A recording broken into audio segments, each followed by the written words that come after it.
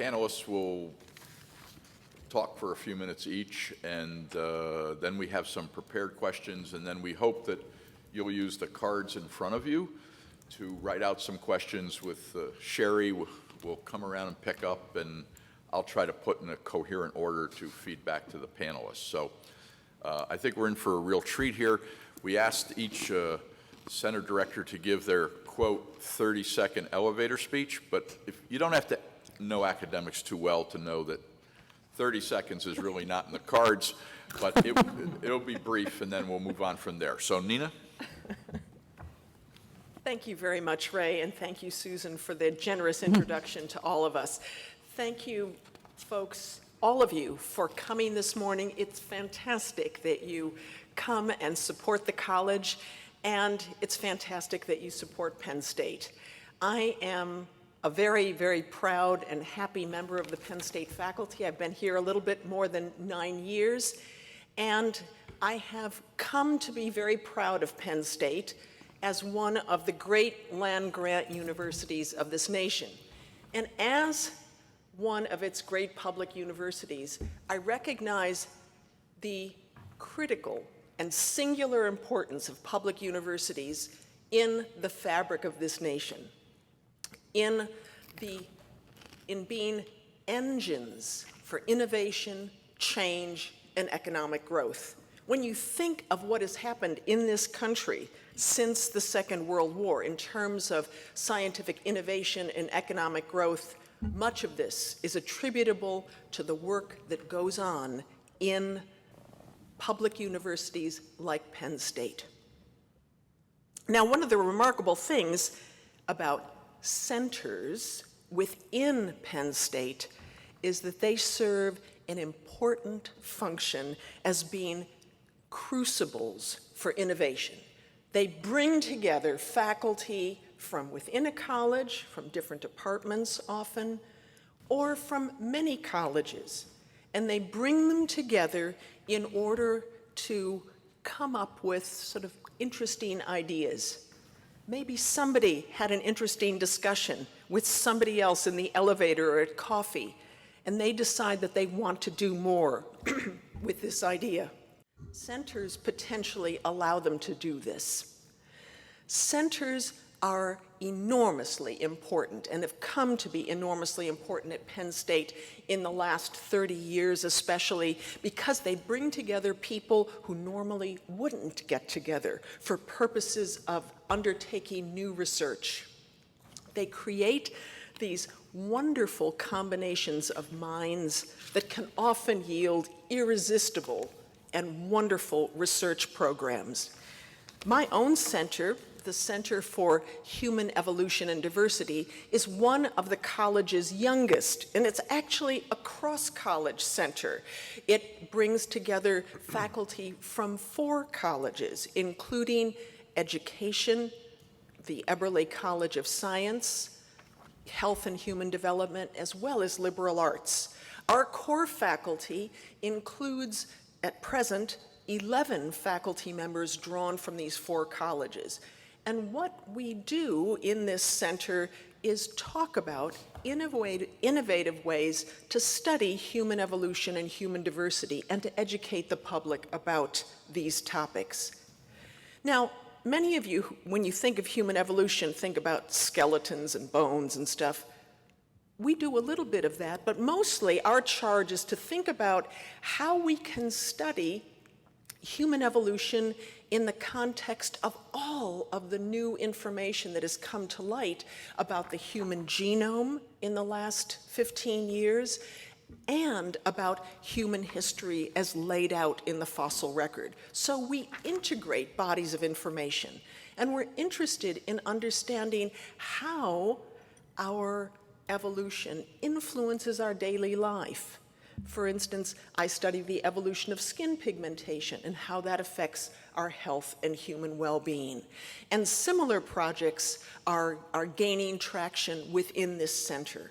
In other words, I am grateful for having a center that brings together colleagues that normally wouldn't come together, and what I'm able to do and as I say, my center is still young, I'm able to bring people together, give them little seed grants and say, hey, take this to the next step.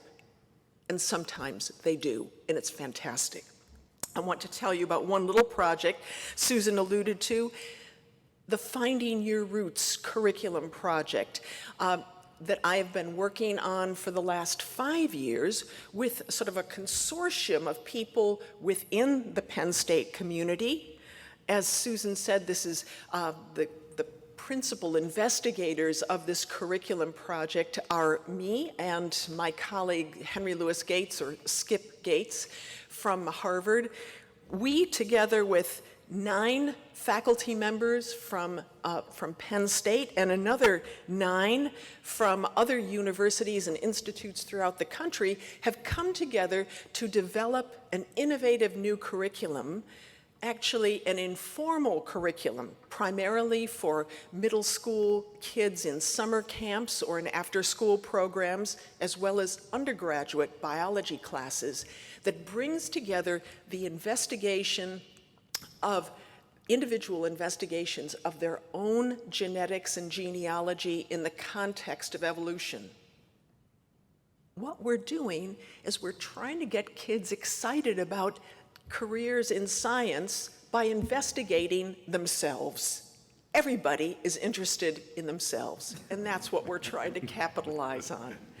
And we're hoping that the seeds that we sow, at first, we are gearing this toward underrepresented minority kids and poverty-stricken constituencies who wouldn't normally be incentivized to go into STEM careers. We're hoping that these kids will feel a real sort of swell of support and interest in science after our summer camp programs.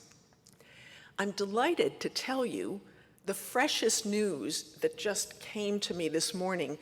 When you work hard and you build a project like this, you hope and hope and hope that you're going to get financial support. We have financial support from a few grants, one from the National Science Foundation, one from the Robert Wood Johnson Foundation, and on Friday, the press release about our projects went out. This was then carried by AP on Friday afternoon, and just literally 10 minutes ago, and I'm not kidding, 10 minutes ago, we received a donation from the Rockefeller Foundation for $145,000 to help us buy the technology that we need for this summer camp program to go forward. This is the power of centers. Things can come together after long periods of ideation and hope and really lead, we hope, to great results. Our center is young. We are hopeful that some of you will take interest in it, or at least help to cheer us on.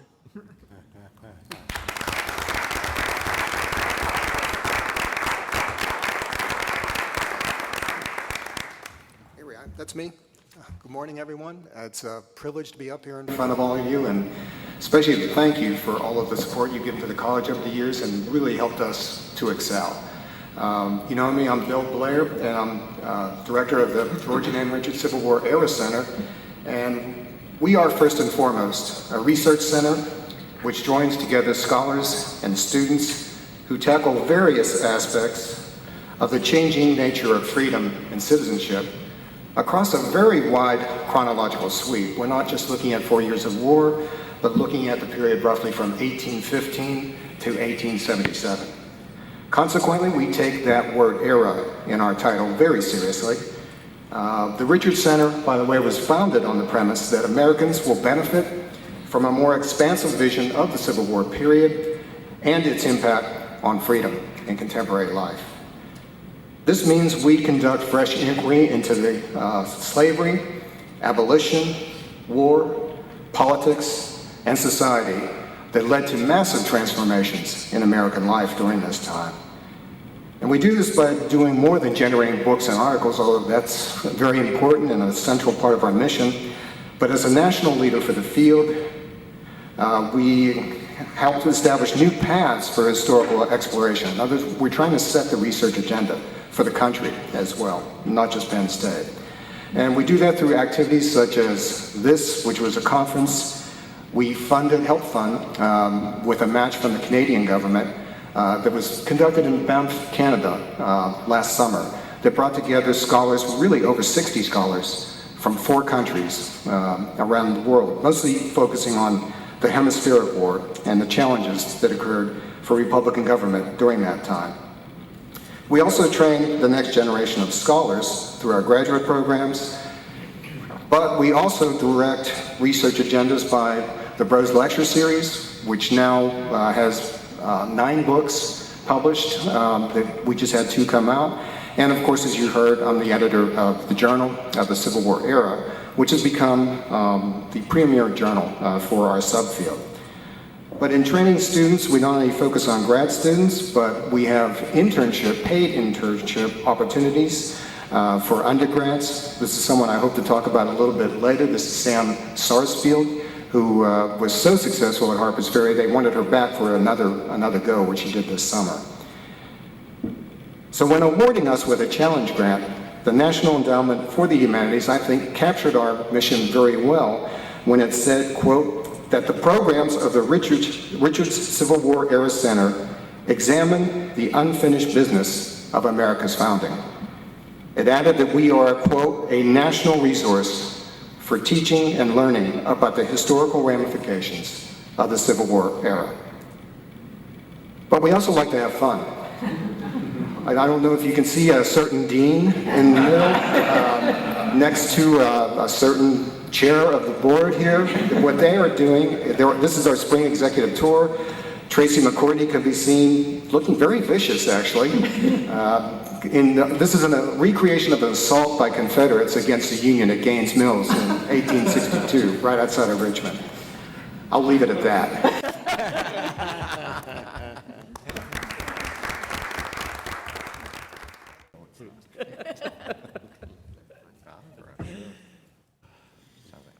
So I'm going to be talking about the Child Studies Center, which is a translational research center.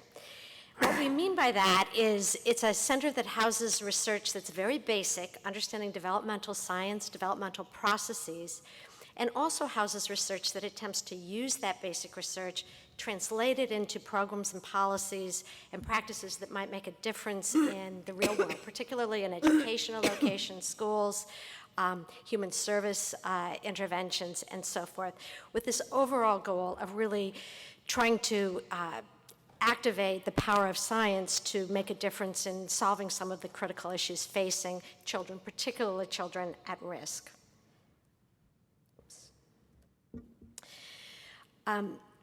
In terms of the research, I'm going to give an example of a particular initiative where across the different research teams at the Child Studies Center, we've moved from very basic science into this sort of translation into program design, and that's the area of school readiness. So something we've known for a very long time is that children who grow up in poverty tend to start school far behind other children who are growing up in more advantaged circumstances. They start behind and they tend to stay behind. They graduate at lower rates. They tend to face long-term underemployment. And the cycle of poverty continues through generations. One of the things that we've been learning, particularly in the last 10 years, mostly as a function of the improved technology to really look more carefully at processes of brain development, is that the delays that we see when children are entering school aren't just a function of not being exposed to information, but they really are also a function of the way that poverty or certain experiences that are more common in a life of disadvantage affect the early brain development. So we know, for example, between the ages of 2 and 5, the front part of the brain grows very rapidly, and that's the part that houses the architecture for learning. It houses memory, it houses attention, your capacity to control and focus attention. It also houses self-control, the capacity to control impulsive thoughts and behaviors, reflect on your past experience, and make choices, planful choices about behavior. What we've learned from basic research, much of it being done at the Child Studies Center, is that exposure to high levels of stress basically overwhelms the reactive areas of the brain. The emotional reaction centers grow larger, and the planful, thoughtful, reflective parts of the brain grow more slowly. And what that means is when children enter school, it's not that they just are behind in informational content. They really do not have the brain capacity to grow at the same pace as other children. So we've taken that information and put teams together, very much the way both Nina and Bill have described, faculty, graduate students from very different disciplines, to think about what would be innovative ways to design interventions that might target critical experiences that would protect that area of brain development, facilitate that growth, so that children are entering school with more readiness to learn. We have several projects. We have a news release, I think, that's up on the liberal arts website now about one of our programs that was focused on Head Start children and working with family learning programs that we can show has been very effective in improving attention skills as well as academic performance. And importantly, it's also focused very heavily on that self-control, social competence, emotional competence area. So that's one example of a program that's gone from very basic research to innovative program design. Currently, we have a grant from the National Institute of Health that's allowing us to work with Cooperative Extension at Penn State. They run an online training program for early child care providers and preschool teachers that's supported by the state of Pennsylvania. We're now working with them to bring this research-based practice broadly to Pennsylvania, and actually they serve states throughout the nation. So an example of how this center provides the opportunity for the kind of mixing of ideas, builds the capacity to move from very, very basic kinds of understanding of how development proceeds to then programs that have the capacity to go national and international in scale. Another big goal of the Child Studies Center is the area of educational and training. In part, we do this through the involvement of graduate students and undergraduate students in the various research projects. So, for example, in the school readiness area, undergraduates and graduate students are very involved in the laboratory research that's building the basic developmental science. Many are involved in going out into schools and communities to interview parents, to conduct the sort of surveys and questionnaires we're using to evaluate our programs. We also have a training program that's from the Department of Education that's housed in the Child Study Center that focuses on interdisciplinary training. So it's a program that's shared between the College of Education, Health and Human Development, and Liberal Arts. We lead that program, and the design is to really, at the graduate level of training, begin to train students in this kind of interdisciplinary thinking. And another area that we do training is once a year we conduct an annual workshop in partnership with Health and Human Services at the county level that's designed for practitioners throughout the county and other areas in Pennsylvania to really focus on what is the evidence base in new areas of mental health interventions, educational interventions.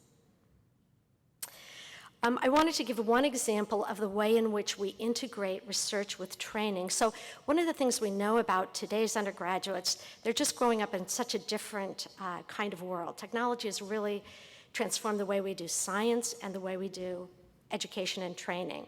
It really is critical for them to be able to move from their coursework to understand how that has meaning in the world. They've got to be really effective at innovative problem solving. So we have one class that we run, that we house at the Child Study Center, where in the classroom itself, they learn the basic research, basic theories of child development, particularly focused on high-risk children who are suffering from difficulties in their social development, and peer relations. We then run groups in the center where children from the community are referred, and the undergraduates run the training groups with graduate students supervising and providing support. In this same area, we have a larger scale research project that we're working in 4 school districts now, evaluating and upgrading and refining the techniques that we're teaching to the undergraduates in Friendship Group. The center is really what allows us to do this kind of integration. It provides both the housing of the facilities to run the program, but also this bringing together of students and faculty from different areas that allows us to really move beyond what a single faculty member might do in their own teaching or their research. There we go. Thank you.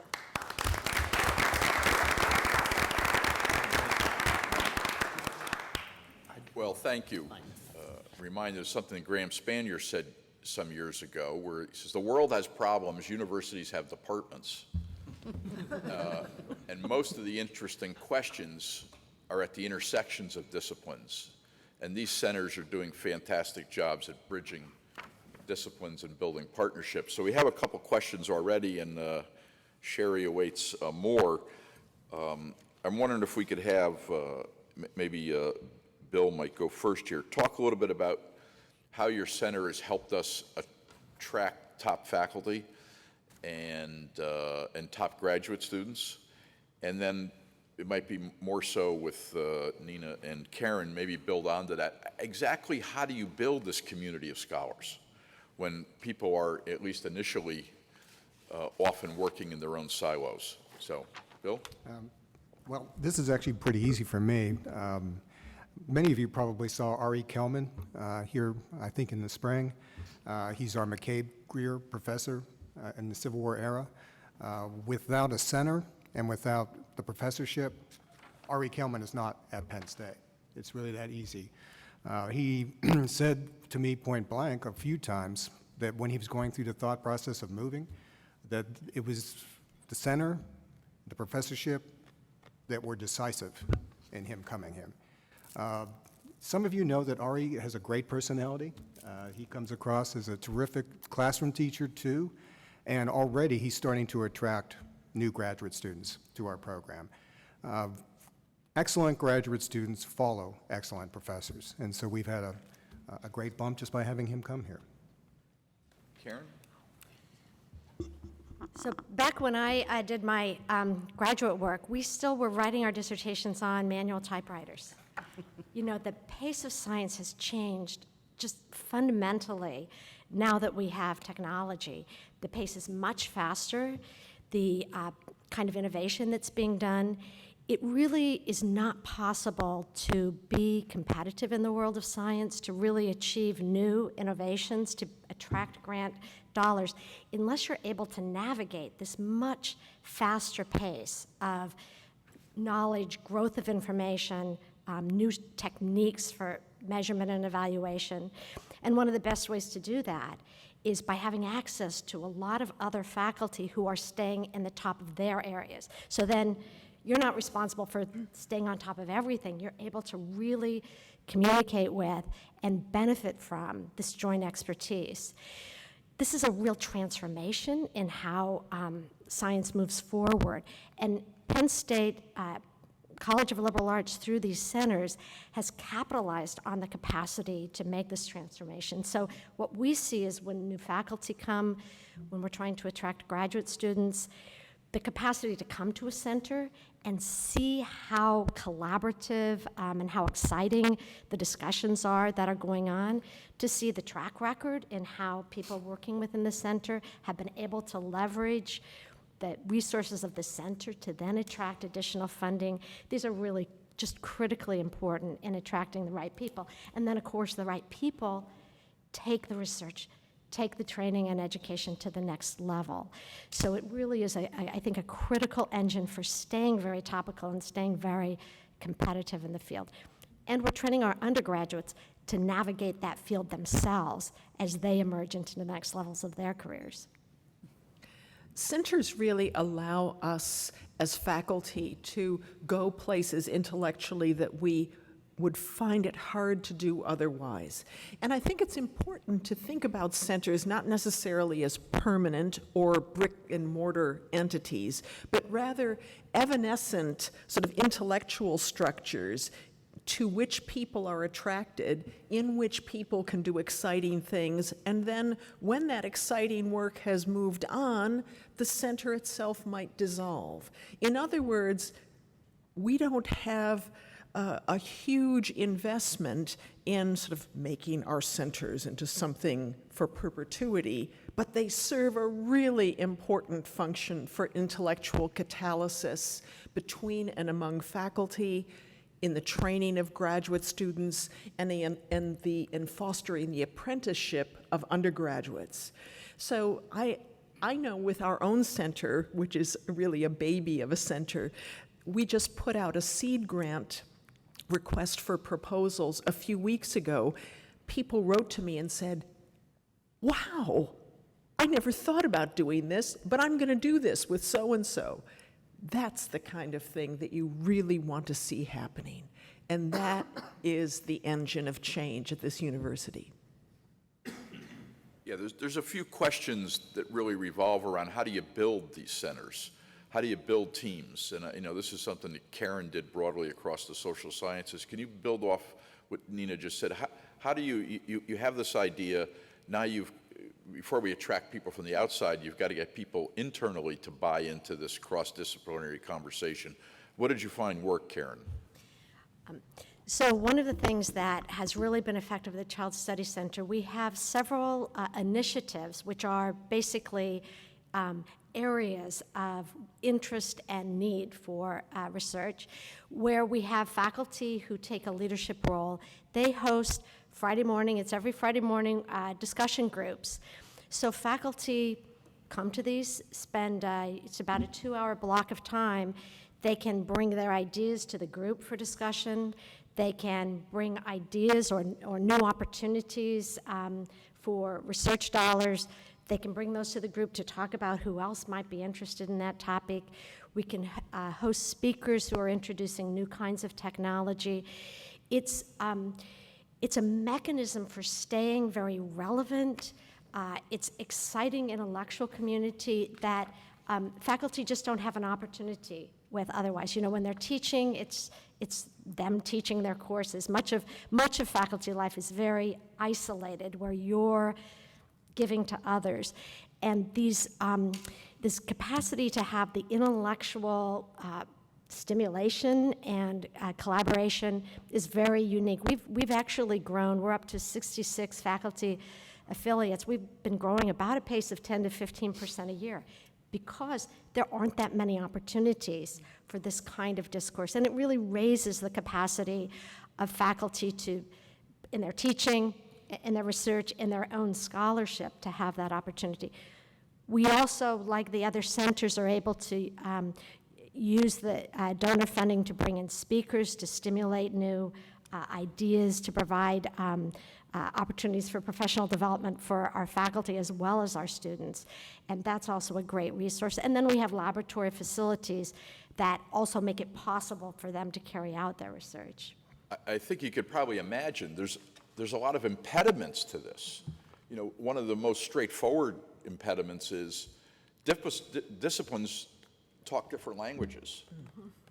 You might use jargon and just getting past the way people talk about things is not so easy. And these luncheons and other gatherings are a way for people who are interested in similar topics to begin to communicate more effectively with one another. Maybe we could talk a little bit, there's again several questions so far about undergraduate students. So maybe Bill, you could say a little bit more about the kind of thing you showed in one of your slides there. Yeah, I'm really anxious to, because one of the ways that we do help undergrad students, first and foremost, we take them on field trips to battlefields and other historic sites, and they become outdoor classrooms. And doing it that way, too, opens up a whole world of opportunity that you don't have in the four walls of a classroom. People tend to be more receptive when they're there. They tend to be more engaged, and it seems more immediate. We also use undergraduates when we can. We reach out to our talented ones to either help with center projects or personal research with a faculty member. I have two this year who I'm working with to advance a project I'm doing on a Freedmen's Bureau record called Murders and Outrages, and they're helping me with data collection. But with the philanthropy of Larry and Lynn Brown and the McCourtneys now, we've been able to have a really successful internship program, and it's a paid internship program. It's not one of these, they get sent there to do coffee and so on, but we send them to historic sites either to do museum kind of work or engage with visitation and give actually tours and lectures to the public. And it's been very gratifying to see how they have grown and prospered from this. I'm going to read you something from Sam Sarsfield. She was our person at Harpers Ferry for 2 years. She was a social studies and history minor, and she said, "The Harpers Ferry internships provided me with extensive practice in areas such as oral presentation, historical interpretation, time management, vocal delivery, planning, preparation, and so much more. Most importantly, they have helped me to realize my own potential and given me the confidence in myself and in my ability as a teacher. My mentor teacher and university supervisor have told me explicitly that I am more advanced in the student teaching process than most typically are. Working at Harpers Ferry has impacted me so much that I'm even considering a career in the Park Service. The opportunities available through the Richard Center did nothing less than change my life." Well, we certainly can't ask for more than that. Karen, could you talk a little bit about the way undergraduates are involved in various programs in the Child Study Center? Sure. At any given time, we generally have about 50 to 60 undergraduate students.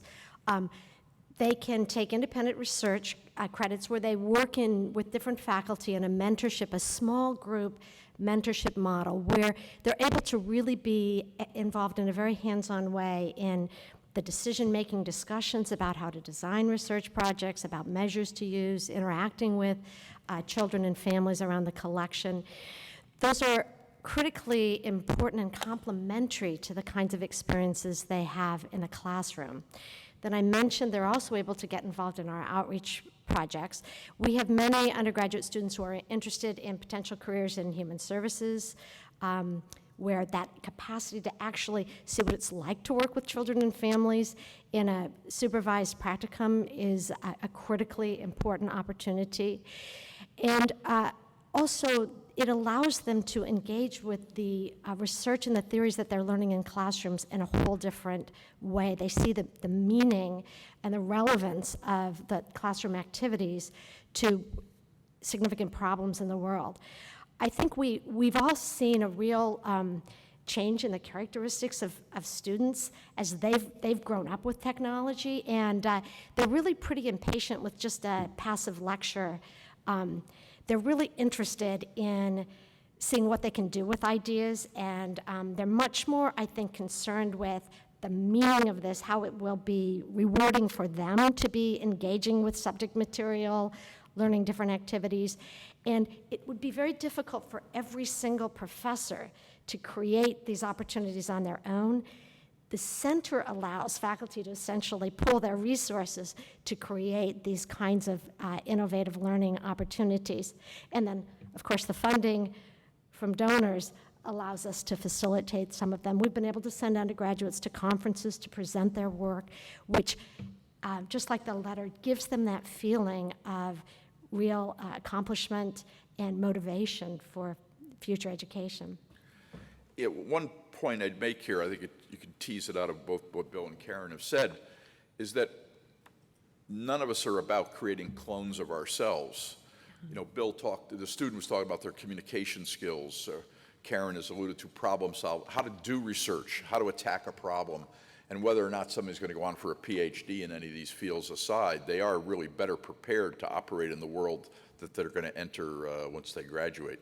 Now, Nina, your center is at an earlier stage, but what is or is planned for undergraduates as you go forward? We have some undergraduates right now who are doing research in collaboration with faculty members. And as you know, much of research, whether you're in history or the social sciences or the natural sciences, has to be learned through an apprenticeship model. And so students literally work at our elbows when we're at the microscope or in the lab to actually see what is involved in day-to-day research. So we anticipate that more such research will continue. And in our educational projects like the one that I described to you, the Finding Your Roots project, we're going to have education interns involved, undergraduates involved with that. So we're excited in seeing, students in the lab working with us, understanding the granular nature of day-to-day research, understanding the meaning of working in research teams, and in learning how to be good science educators. I think Susan alluded to this in her more detailed report. There's kind of a gestation of a center. There's different levels of maturity in terms of that progress here. And philanthropy has played a role all along the way, from the sort of venture capitalists to early stage investors to those who help take it to the position of national leadership. So maybe you could talk a little bit with some specifics about where philanthropy has helped you move forward. Bill? Okay. Again, this is an easy one for me. We wouldn't have many. Larry Brown told me to give you all easy questions. Okay, good. You could Thanks, handle it. Larry. Because then I can understand the answer. Anyway, you all already know that we're the founding editors of this particular journal, the Journal of the Civil War Era. Without endowment support, this would not have happened. And the Library Journal, which is a national journal, judged this in 2011 as being one of the top 10 new magazines out of 293 that were launched in that year. And it has established itself as a leading force in the field. But if there were no Richards Center, and if there had been no endowment support, if we weren't able to pay editors for stipends for their work, if we weren't able to conscribe or get historiographical essays that are helping set where the field should go, it doesn't exist. And it doesn't exist only because of monetary resources, but intellectual capital. By having a center, you have credibility. You have the think tank. You have the people that they know this is a natural resource. This is a resource for scholarship. Secondly, this wouldn't exist. Thank you, Steve. This is the most recent book in the Bros lecture series. As I said, we have 9 out now with the University of North Carolina Press. The idea of this book series is find the best, most distinguished speakers and people, point them in a direction, and then get out of their way and see what they produce. And this is the first serious, concentrated re-examination of the thought and framework of Reconstruction in 25 years. And then, of course, this was, you can't see this, or maybe if you can, I don't even want to know, you would be freakishly good at eyesight, but this is the program from our conference in Banff, Canada. And why it's significant for endowments is that without the Richards Center, we put down the seed money that was half of what was needed to put this conference forward. Without that support and without that foundation, the Canadian government would never have recognized this conference and contributed the other half. So that's just 3 ways that endowments have really mattered. Great, thanks, Bill. Karen? So there's a lot of overlap, I think, in the capacity to host important speakers and events that provide, enrich the intellectual capital in the center. When we use endowment funds to bring speakers in, we get excellent researchers from all around the country. They come in and they spend a couple of days with us. So there's both their formal lectures that they give, but there's also an opportunity for faculty, for students to interact with them in more informal ways, to really drain from them the best ideas about where is science going, how are people approaching or thinking about different problems we're working on the center. So the capacity to bring in outside experts is really, really critical to keep our faculty cutting edge. We also use endowment funds to support, Nina mentioned seed research projects. So Our students, both undergraduate and graduate students, can apply for seed funding when they have independent research projects that they need small amount of dollars to move forward.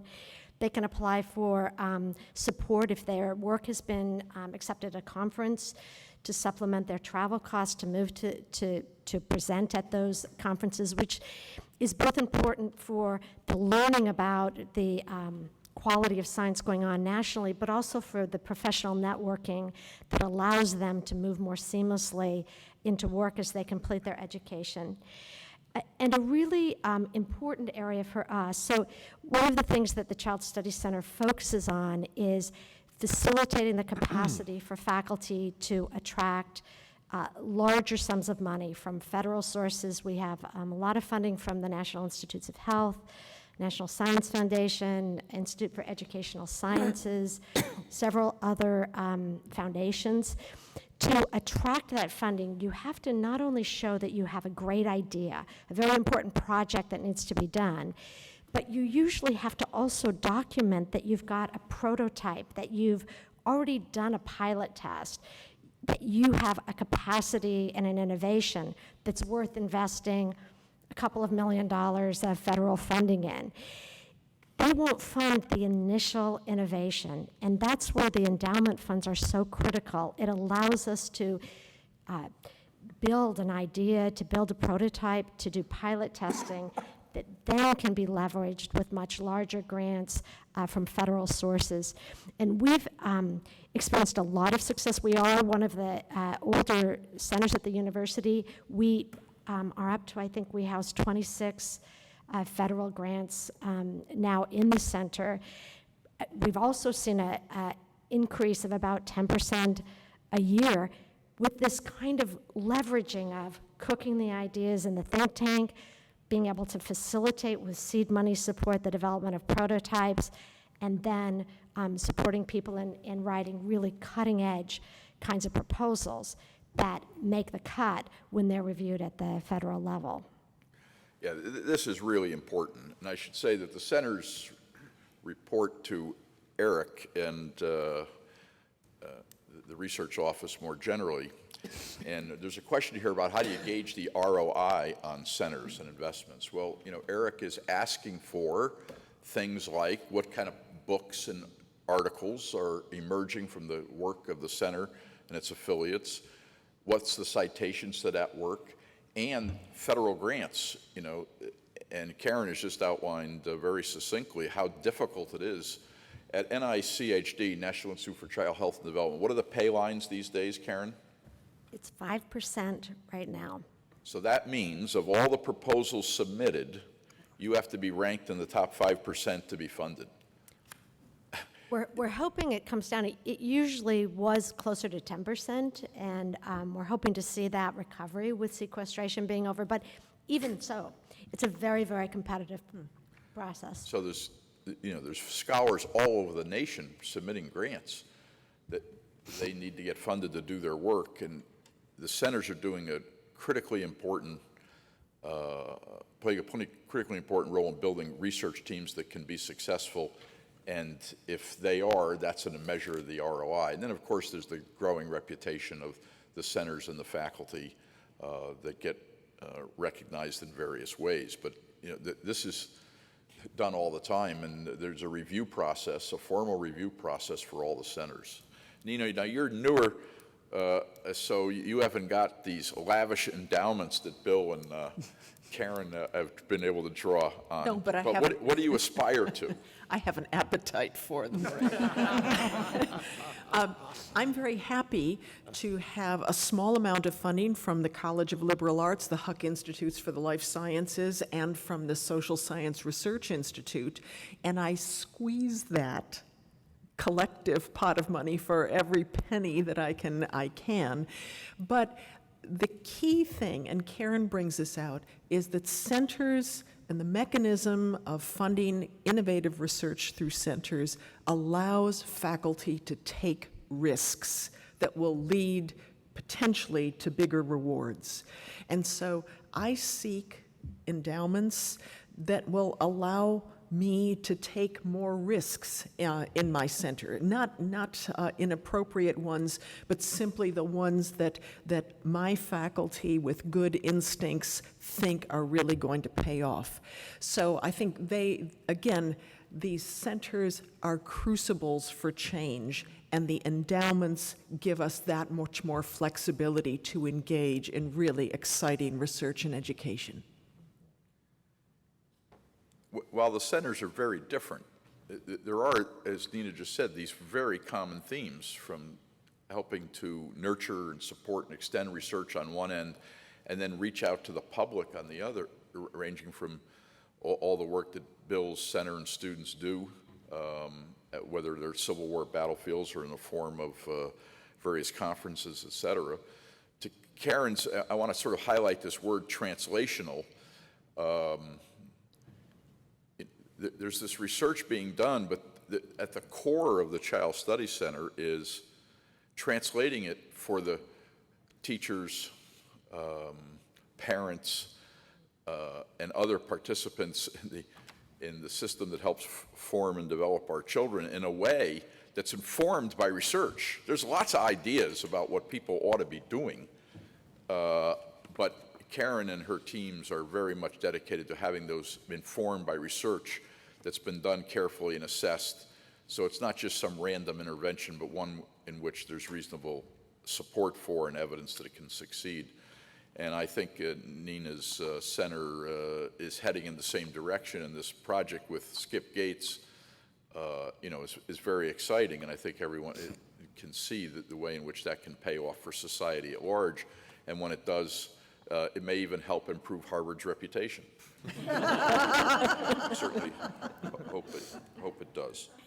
So Sherry, who actually runs this meeting, Steve thinks he does, but Sherry says we need to move on. So let me thank our panelists on behalf of the council, and it was a very stimulating discussion. Thanks very much.